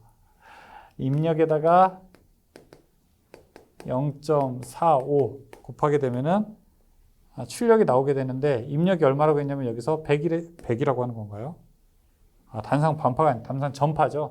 단상 전파라고 하네요. 그러면은 지웠다가 100에다가 0.9를 곱하면 얼마냐? 이거 뭐예요? 왜 이렇게 쉬워? 왜 이렇게 쉬워? 3번 90V. 64번. 단상 반파 종류 회로에서 교류 입력이 100이면 출력은 얼마가 되는가? 단상 반파는 0.45니까 100 곱하기 0.45 하면은 45V. 답이 1번. 63, 64는 너무 쉬워요. 65번. 단상 반파 종류 회로에서 전원 전압이 200V일 때 200에다가 반파니까 0.45 곱하게 되면 얼마입니까? 이거 90V 나오게 되죠. 자, 여기에다가 부하 저항이 15면 흐르는 전류는 어떻게 되는가? I는 R분의 V. R 값이 10이고 전압이 90이니까 여기 흐르는 전류는 9A가 되겠네요. 답은 9A. 2번이죠. 66번. 다음 중에서 인버터의 설명으로 바르게 나타낸 것은 무엇이냐? 인버터, 컨버터. 자, 여기 교류가 있고 그 다음에 교류를 직류로 바꾸는 방법이 있고 직류를 다시 교류로 바꾸는 방법이 있고 직류를 또 다른 크기의 직류로 바꾸는 방법이 있습니다. 직류를 교류로 바꾸는 것을 우리가 인버터라고 부르게 되죠. 자, 여기를 컨버터라고도 부르게 됩니다. 자, 직류를 직류로 바꾸는 거 우리가 초퍼라고 하게 됩니다. 교류를 다른 크기의 교류로 바꾸는 거 이걸 우리가 사이클로 컨버터라고 부를 수 있죠. 지금 문제는 인버터 설명하는 거니까 인버터는 직류를 교류로 바꾸는 거죠. 답은 1번이 되겠습니다. 자, 여기까지 이제 문제 풀어봤는데요. 66개의 문제. 괜찮죠? 오히려 전기 이론보다는 좀 나은 것 같아요. 네, 잠깐 쉬었다가 여러분 이제 마지막 과목 설비 문제 풀어보겠습니다. 잠깐만 쉬었다가 오시죠. 드디어 여러분이 행복의 관문에 도착했습니다. 맞아요. 전기 설비 이제부터 풀어보겠습니다. 전기 설비는 총 43개의 문제를 제가 준비했습니다. 앞에 전기 이론과 기기에서 조금 스트레스 받으셨다면 자, 이제 전기 설비 강의를 들으면서 그 스트레스를 조금 푸시고 앞에 전기 이론과 기기에서 화가 좀 나셨다면 이제 설비 강의 들으면서 노여움을 좀 푸세요. 그만큼 좀 편안하게 다가가는 대신 여러분 여기 있는 문제는 한 번 공부하고 그리고 한 번에 안 될 수도 있겠다. 한 2번 정도 공부했을 때 100% 다 맞추기로 약속해요. 아셨죠? 이거는 진짜 여기서는 놓치는 문제 없어야 돼요. 앞에 전기 이론이랑 기기에서는 내가 진짜 이거는 도저히 조금 이상하게 머릿속에 정리가 잘 안 된다. 야, 이거는 이 공식은 이상하게 좀 잘 안 들어오네. 이건 좀 도저히 모르겠다라고 하는 거 한두 개, 좀 두서너 개 정도는 빼도 괜찮은데 설비는 다 맞춰야 돼요. 아셨죠? 설비 꼭 중요한 내용들만 다 넣었으니까 꼭 맞추기로 하고 제가 지금부터 설명 시작할게요. 총 43번까지 있는데 문제 같이 풀어보겠습니다. 1번. 일반적인 연동선의 고유 저항이 얼마인가 물어보고 있습니다. 이 연동선, 경동선 물어볼 수 있는데 연동선이 58분의 1이고요. 경동선이 55분의 1입니다. 이 숫자가 더 작은 거예요. 그렇죠? 이 숫자가 더 큰 거죠. 연동선이 저항이 더 작게 됩니다. 답은 1번이에요. 보통 우리가 옹대 배선에서 사용하는 거, 건물 안에서 사용하는 것들이 다 연동선에 해당됩니다. 2번, 전선과 기구 단자 접속 시 나사를 덜 재었을 때 발생할 수 있는 위험과 거리가 먼 것. 여러분이 어떤 전자 제품, 전선을 연결하는데 조금 덜 죄었다고 한번 생각을 해보세요. 전기 접속할 때 좀 나사를 조금 덜 죄었다고 한번 생각을 해보세요. 그러면은 어떤 위험이 있을까요? 누전이 발생할 수 있고, 아크라든지 이런 것 때문에 화재도 발생할 수 있고, 열도 과열될 수 있겠죠. 그런데 4번의 저항의 감소, 이건 아니죠. 저항이 오히려 더 증가하죠. 전기 저항은 더 증가하게 됩니다. 답은 4번이에요. 3번, 인입용 비닐 절연전선을 나타내는 약호는 무엇인가? 드롭 와이어이기 때문에 우리가 3번 DV로 나타낼 수 있습니다. 4번, 전동기의 정역운전을 제어하는 회로에서 두 개의 전자계폐기의 작동이 동시에 일어나지 않도록 하는 회로가 무엇이냐? 이거 아마 여러분들 전기기능사 실기 이제 가보게 되면은 배우게 될 텐데요. 회로가 어떠고 저쩌고 하면서 자, 이렇게 볼까요? 자, 여기에 뭐 MC1이 있게 되는데 이 앞에 이렇게 MC2가 있고, 그 다음에 자, 여기에도 MC2가 있는데 이 앞에 이 접점에 MC1 이런 접점, 나중에 이런 거 좀 볼 수 있어요. 이게 무슨 뜻이냐? MC1이 동작하고 있을 때는 이게 떨어져서 너 동작하지 마. 그 다음에 MC2가 동작하고 있을 때는 요 앞에 있는 게 떨어져서 너 동작하지 마. 이렇게 하는 겁니다. 이거를 상호 서로 잠근다라고 해서 인터락이라고 부르게 됩니다. 인터락, 이걸 우리가 인터록 회로라고 부르게 됩니다. 답은 4번이에요. 동시에 일어나지 않는 거예요. 예를 들어 여러분들이 엘리베이터가 문이 열리고 닫히고 있는데 위아래로 움직이면 안 되겠죠. 그런 거를 말하는 겁니다. 5번, 단선의 굵기가 6제곱밀리미터 이하인 전선을 직선 접속할 때 주로 사용하는 접속법이 무엇이냐? 6제곱밀리미터 이하일 때 사용하는 것이 우리가 트위스트 접속입니다. 그 다음에 10제곱밀리미터 이상일 때 사용하는 것이 보통 브리타니아 접속이 되고요. 6번, 일반적으로 가정용, 옥내용으로 자주 사용되는 부드러운 재질의 브리서는, 이거 내용 모르시더라도 이 글을 한번 천천히 이렇게 가만히 생각해 보게 되면 맞출 수 있을 것 같아요. 이 부드러운 재질의 연동이겠죠, 연동. 그렇죠? 답은 2번. 7번, 450, 750V 일반용 단심 비닐 절연전선의 약호는 어떻게 되는가? 우리가 NR 이렇게 표현하게 됩니다. 답은 4번이에요. 8번, 전선 두 가닥의 쥐꼬리 접속 시 두 개의 선은 약 몇 도 각도로 벌려야 하는가 물어보고 있습니다. 쥐꼬리 접속할 때는요, 선을 하나, 그 다음에 이렇게 둘, 얼마? 90도 각도로 벌린 다음에 두 개를 꼬아주게 됩니다. 그래서 쥐꼬리 접속은 90도로 벌린다. 답은 3번이 되죠. 9번, 다음 그림과 같은 전선의 접속 방법은 무엇이냐? 서로 두 개를 어떻게 합니까? 이어버리게 되는 거죠. 그래서 1번은 두 개를 서로 연결하게 되니까 이건 직선 접속이라고 하게 되고요. 두 번째 B 그림은 두 개를 연결했는데 하나가 밑으로 이렇게 삐져 나오고 있어요. 그렇죠? 알파벳 T자 모양 닮았죠? 이걸 우리가 분기 접속이라고 부르게 됩니다. 답은 1번이 됩니다. 10번, 전선 약호가 VV인 케이블의 종류로 옳은 것은 무엇인가 물어보겠습니다. 비닐 절연, 비닐 시스. VV는 비닐 절연, 비닐 시스입니다. 답은 1번이 되죠. 11번, 전등 한 개를 2개소에서 전멸하고자 할 때 3로 스위치는 최소 몇 개 필요하게 되는가? 자, 2개소 전멸할 때 3로 스위치 어떻게 할까요? 이렇게 3로 스위치 하나 놓고요. 그 다음에 연락선 놓고 자, 2개 이렇게 넣게 되고 램프 같은 거 제어하게 됩니다. 이때 3로 스위치 하나, 그 다음에 이때 3로 스위치 둘, 이렇게 3로 스위치 2개가 있다면 두 곳에서 전등 한 개를 자유롭게 전멸할 수 있습니다. 답은 3번 2개가 됩니다. 여러분들이 유튜브 영상에서 좀 궁금하시게 되면 3루 스위치 동작 원리 이렇게 치시게 되면 제가 영상 찍어 놓은 게 있어요. 실험하면서 그거 보시게 되면 3루 스위치의 동작 원리를 이해하는 데 도움이 될 겁니다. 12번, 옥내배선 공사에서 절연전선의 피복을 벗길 때 사용하면 편리한 공구는 와이어 스트리퍼죠.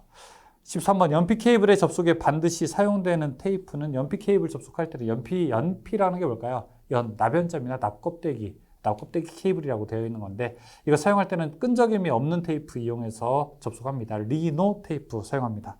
14번, 다음 중 애자 사용 공사에 사용되는 애자의 구비 조건과 거리가 먼 것은 무엇이냐?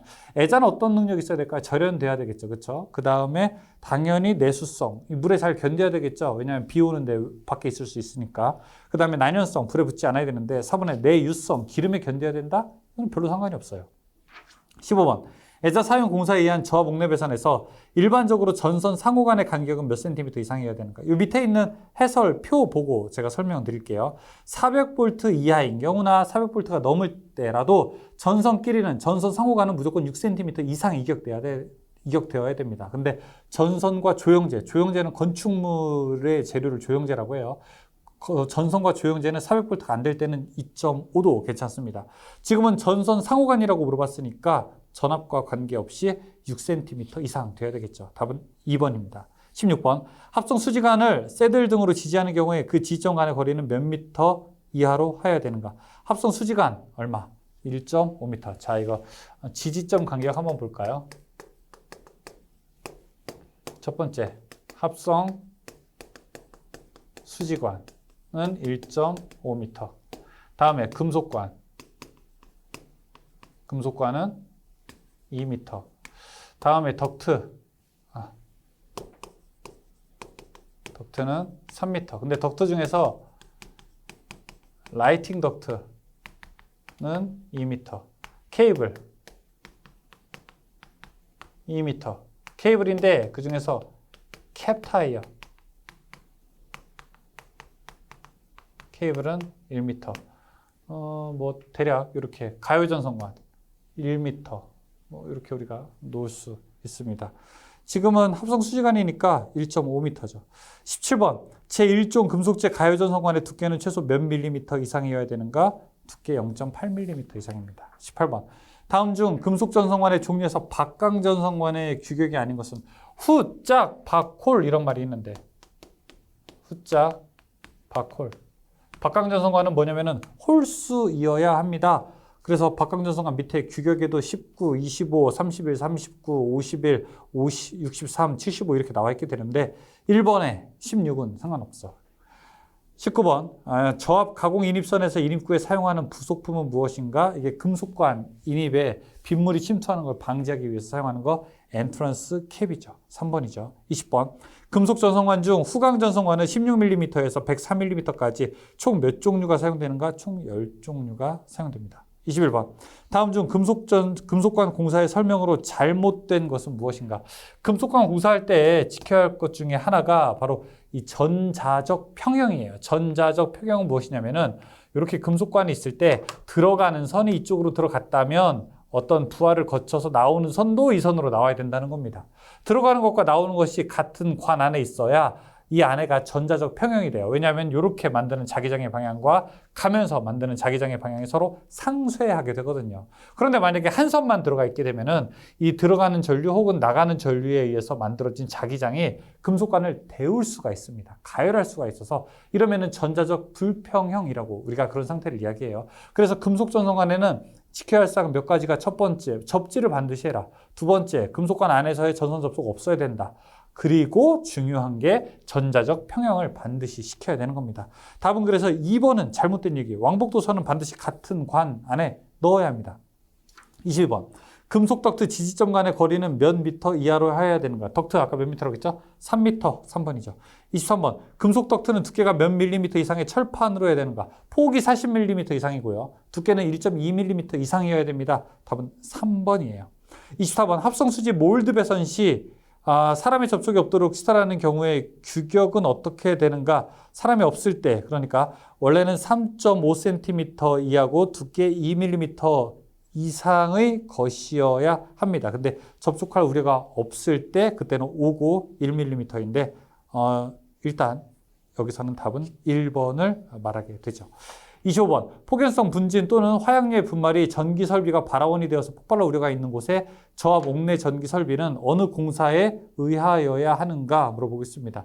우리가 전기 공사가 어려운 곳 이야기하고 무슨 셀룰로이드, 성냥, 석유 뭐 이런 곳 이야기하고 있으면서 가능한 애가 누구냐라고 하면은 이렇게 우리가 삼총사 들을 수 있죠. 합, 금, 캐. 합성수지관, 금속관, 케이블. 근데 이제 가연성, 가스 이런 거 이야기하면서 그 중에서 가능한 애는 누구냐라고 이야기하게 되면 여러분은 금속관을 기억해 두시기 바라겠습니다. 원탑이 누구냐면 그 중에 원탑은 금속관이 됩니다. 4번이죠. 26번. 화약고 등의 위험 장소의 배선 공사에서 전로의 대지 전압은 몇 볼트 이하로 하도록 되어야 되는가? 화약 저장고는 300. 무대 이런 곳은 400. 27번. 소맥분, 전분, 기타 가연성의 분진이 존재하는 곳의 저하복내 배선 공사 방법에서 해당되는 것으로 짝지어진 것은 무엇인가? 가능한 거 뭐라고요? 합, 금, 캐, 합성수지관, 금속관, 케이블. 답 4번이죠. 28번. 폭연성 분진이 존재하는 곳에 저하 목내 배선 공사 시 공사 방법으로 짝지어진 것은 무엇인가? 폭연성 분진이 있을 때 금속관, 그 다음에 개장된 케이블, 그 다음에 MI 케이블 이렇게 사용할 수 있습니다. 답은 1번이에요. 29번. 전기 울타리용 전원장치에 공급하는 전로의 사용전압은 최대 몇 볼트 이하여야 되는가? 전기 울타리 250볼트입니다. 전기 울타리 이렇게 이제 기둥 같은 거를 놓고 기둥에다가 노출된 전기선을 다 연결하게 되는 거죠. 가축 침입 같은 거 방지하려고 멧돼지 같은 거 들어오지 말라. 근데 요즘에 제가 최근에도 뉴스에 보니까 안타까운 경우가 있더라고요. 이거를 직접 220볼트를 이렇게 연결해 가지고 전기 울타리를 만든 거예요. 절대 이러는 게 아닙니다, 여러분. 이 중간에 변환 장치가 반드시 있어야 됩니다. 전원 변환 장치가 있어가지고 여기 있는 것은요 사인파가 아니라 펄스파예요. 자, 이런 파형이죠. 따다다다다다닥 거리는 거죠. 그래서 충격을 받으면 이렇게 떼어내게 되는데 사인파이면 어떻게 될까요? 사인파이게 되면 징 감전이 되기 때문에 근육이 경련이 일어나서 감전돼도 떼어내지를 못하게 됩니다. 그래서 따다다다닥 하는 거는 이렇게 떼어낼 수 있게 되는 반면에 그래서 이런 것들 직접 220V 연결하면 안 됩니다. 반드시 승인된 제품을 사용하셔야 됩니다. 되게 위험한 거예요. 정말 위험한 거예요. 자, 그것의 사용 전압이 250이라는 거예요. 그 다음에는 당연히 이런 변환 장치를 사용해야 되는 거고요. 30번. 다음 중 접지 공사를 하지 않아도 되는 것은 무엇인가? 1번에 직류 400이 아니라 300입니다. 2번에는 쭉쭉쭉 가게 되면 취급하도록 시설하지 않은 경우 해당되지 않고요. 4번에 사람이 접촉할 우려가 있는 경우 이때는 설치해야 되겠죠. 그렇죠? 시설해야 되겠죠. 그래서 3번 빼고는 나머지는 다 해당되지 않습니다. 31번. 접지 전극의 매설 깊이는 몇 미터 이상인가? 접지 전극을 만약에 땅에다가 매설하고 싶다라고 하게 되면 지표 얼마 밑에까지 우리가 매설할 수 있게 됩니까? 이거 0.75m. 센티미터로 나오는 경우도 있어요. 75cm 이상 묻어야 됩니다. 32번. 과전류 차단기로 저압전로에 사용하는 퓨즈의 전격 전류가 70A이면 몇 분 이내에 용단되어야 되는가 물어보겠습니다. 아래 표 여러분 새로 나온 표인데 이거 보시기 바라겠습니다. 63A 초과하고 지금 162하죠. 그때는 120분 안에 용단되어야 됩니다. 답은 120분. 33번. 고압 가공 인입선이 도로를 횡단할 때 설치 높이는 어떻게 되는가? 저압일 때는 5m, 그 다음에 고압일 때는 6m가 됩니다. 답이 6m니까 4번이 해당되겠네요. 34번. 지선의 중간에 넣는 애자는 무엇인가? 지선애라는 게 34번 이렇게죠. 자, 전주가 있고 전주 쓰러지지 말라고 지지하는 선, 이 선이 지선인데 이 지선의 중간에 이렇게 동그랗게 애자가 들어있습니다. 이걸 우리가 지선 애자라고 부르게 되고 이게 동그랗다고 해서 우리가 구형 애자라고도 부릅니다. 그러니까 당연히 이름이 구형 애자 혹은 지선 애자 이렇게 대답할 수가 있겠죠. 35번. 주상 변압기를 철근 콘크리트 전주에 설치할 때 사용되는 것은 무엇인가? 이거 행거 밴드죠. 전주가 이렇게 매달려 있게 되면은 전주에 변압기 매달려 있게 되면 변압기를 이렇게 끌어안고 있어야 되거든요. 이 매달리는 밴드를 우리가 행거 밴드라고 부르게 됩니다. 30번. 한 수용장소의 인입선에서 분기해서 지짐을 거치지 않고 다른 수용장소의 인입구에 이르는 부분의 전선을 무엇이라고 하게 되는가? 36번. 이렇게죠. 자, 여기 전주가 있으면은 전주에서 여기 이제 집이 있다. 이 A라는 집이 있고, 자, 여기가 이제 또 옆에 B라는 집이 있다. 전주에서 첫 번째 집으로 오는 거, 자, 이걸 우리가 가공 인입선이라고 부르고, 여기 첫 번째 분기점에서 분기해서 중간에 지짐을 거치지 아니하고 여기 B라는 집으로 오게 되는 거, 이걸 우리가 무엇이라고 할까요? 이거를 옆에서 따온다고 해서 연접 인입선이라고 하게 됩니다. 연접 인입선. 37번. A종 철근 콘크리트주의 전장이 이제 길이죠. 길이가 12m인 경우에 땅에 묻히는 깊이는 어떻게 해야 되는가? 6.8kN 이하이고 설계 중에 그 다음에 15m 이하일 때는 6분의 1 이상 묻으면 되는 겁니다. 지금 12m니까 6분의 1 하게 되면 얼마? 2m 이상 묻게 되면 돼요. 37번에는 그래서 답이 1번이 되는 거고요. 38번에는 15m라고 했죠. 그러면 15m에다가 6분의 1 이상 묻게 돼요. 그럼 이거 2.5 정도 나오게 되나요? 답은 1번이 해당되게 되죠. 39번. 절연전선으로 가선된 배전선로에서 활선 상태인 경우 전선의 피복을 벗기는 것은 매우 곤란한 작업이다. 활선이 뭐예요? 활선. 활선이 무슨 뜻이죠? 선이 어떻게 돼 있다? 살아있다. 물고기가 살아있으면 활어. 살아있는 물고기는 활어고 선이 살아있다. 활선. 선이 살아있다는 얘기 뭐예요? 전기가 통하고 있다는 얘기죠. 그렇죠? 활선 상태에서 잔선이 당연히 겉에 피복 벗기는 거 위험하죠. 이때 피복 벗기는 공구 이름이 뭐냐라고 물어볼 수 있는데 누가 보더라도 공구 이름은 딱 1번이에요. 1번 전선 피박기. 1번 전선 피박기 이용할 수 있습니다. 40번 배전반 및 분전반의 설치 장소로 적합하지 않은 것. 제가 강의할 때 아주 누수히 강조하고 있죠. 전기 배전반은 절대 이런 곳에 설치하면 안 됩니다. 라고 어디 숨기지 마십시오라고 했죠. 숨기면 안 됩니다. 4번 은폐된 장소에 설치할 수 없습니다. 41번 일반적으로 분기회로의 개폐기 및 과전류 차단기는 저와 목내 간선과의 분기점에서 전선의 길이가 몇 미터 이하의 곳에 설치해야 되는가?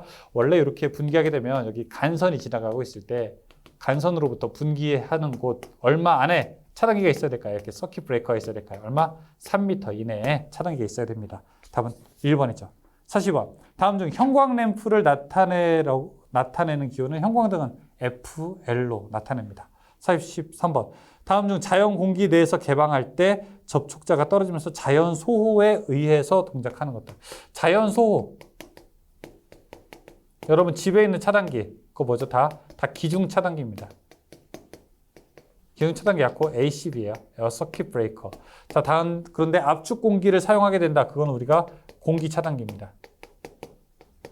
공기 차단기는 ABB, 에어 블러스트 브레이커라고 하고요.